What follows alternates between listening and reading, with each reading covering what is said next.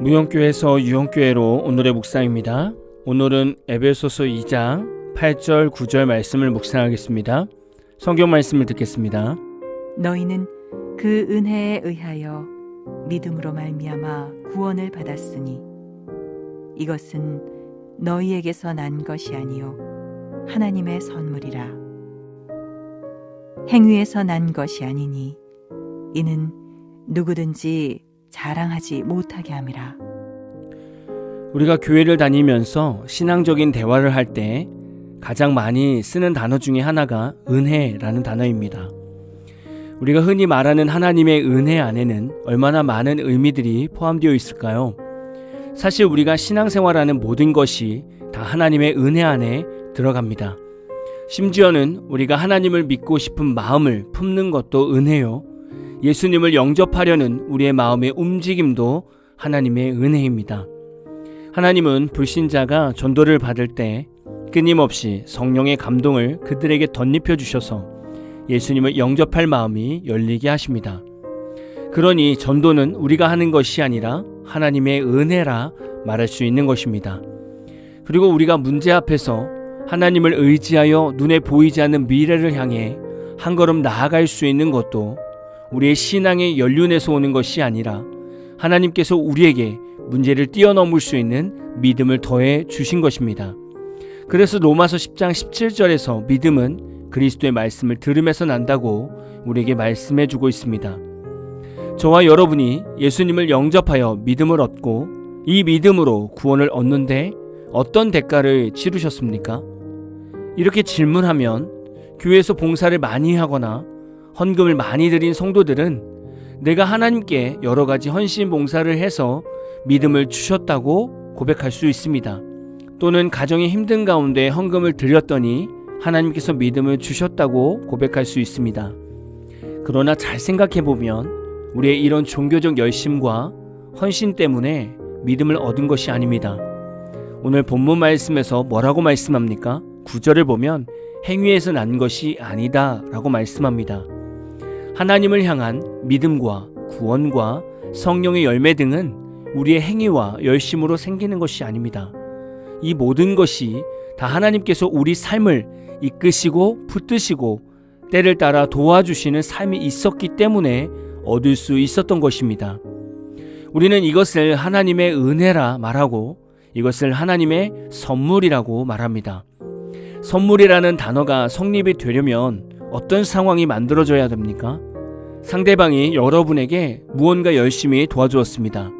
그리고 여러분이 선물을 준비해서 상대방에게 드리면 그것이 선물이 됩니까? 아닙니다. 그것은 수고의 대가가 될 수 있습니다.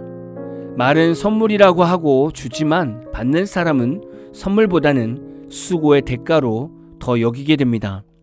선물이라는 단어가 성립이 되려면 상대방은 한 것이 아무것도 없고 관심도 없었는데 누군가가 귀한 것을 주었을 때 그때 받은 사람이 선물을 받았다고 말할 수 있습니다. 선물과 수고한 대가는 받는 사람들이 각각 다른 느낌을 받게 됩니다.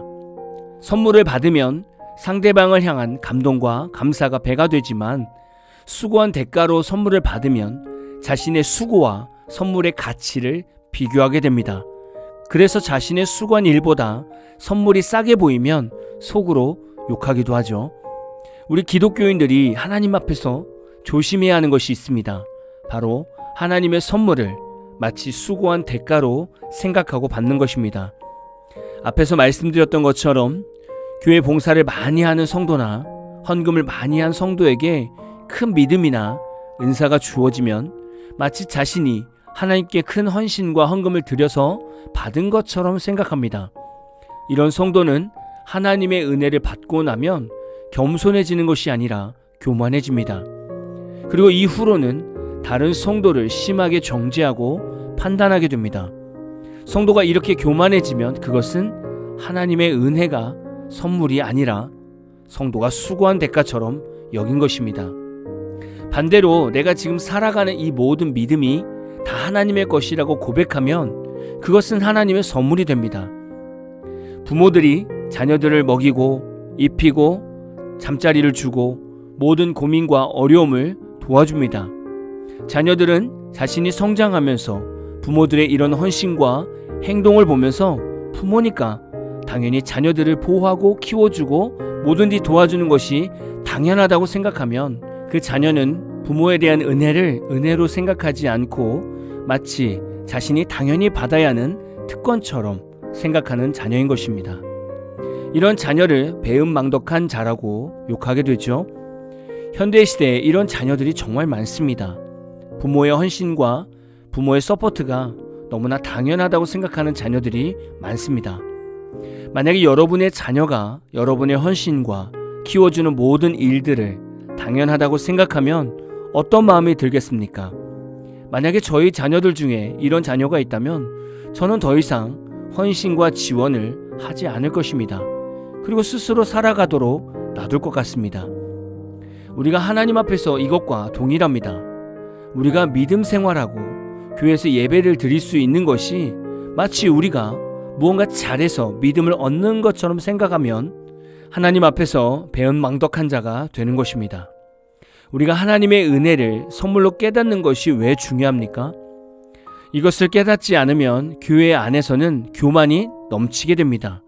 목회자가 박사 학위를 받고 좋은 신학교에 나오면서 이것은 하나님의 은혜요, 선물이라고 철저하게 고백하지 않으면 자기 스스로 공부를 잘하고 자기 스스로 열심히 일해서 학교와 박사를 이수했다고 여기는 것입니다.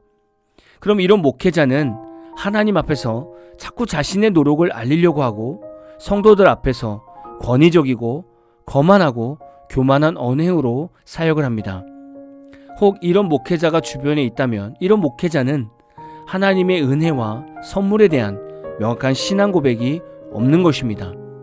또한 성도들이 교회에서 장로나 권사로 중직을 맡고 나서 교회 행정을 놓고 회의를 할 때 목회자에게 이래라 저래라 하거나 마치 교회의 주인이 된 것처럼 자신에게 허락을 받으라고 말하는 중직자가 있다면 이런 중직자도 직분이 이들에게 독이 된 것입니다. 이런 성도도 하나님의 은혜와 선물에 대한 개념을 모르는 것입니다. 제가 목회자나 중직자에 대해 묵상을 남기는 것은 이 말씀을 먼저 저에게 적용하여 묵상한 것을 나누는 것입니다. 그렇기 때문에 여기서 목회자는 저부터 시작된 내용입니다. 결코 제 신앙이 뛰어나서 목회자들에 대해 묵상을 남기는 것이 아님을 이해해 주셨으면 감사하겠습니다. 오늘 말씀은 너무나 중요한 신앙 점검 메시지입니다. 이렇게 교만하고 거만하고 예수님을 모르는 목회자와 성도가 되지 않으려면 우리는 매일 고백해야 됩니다. 나의 나된 것은 다 하나님의 은혜입니다 라고 고백해야 됩니다. 혹시 여러분이 노력해서 높은 학벌을 갖추었습니까? 누구의 은혜입니까? 혹시 여러분의 외모가 누가 봐도 아름답고 멋지게 생겼습니까? 누구의 은혜입니까? 우리가 가지고 있고 누리고 예수 믿는 것은 다 하나님의 은혜이며 선물입니다. 우리는 하나님 앞에서 절대 교만하지 말고 거만하지 말고 늘 겸손한 성도로 하나님의 은혜에 감사하며 살아가는 모두가 다 되시기를 진심으로 소망합니다.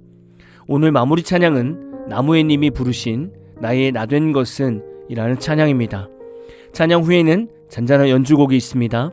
말씀을 생각하면서 기도하는 시간을 가져보십시오.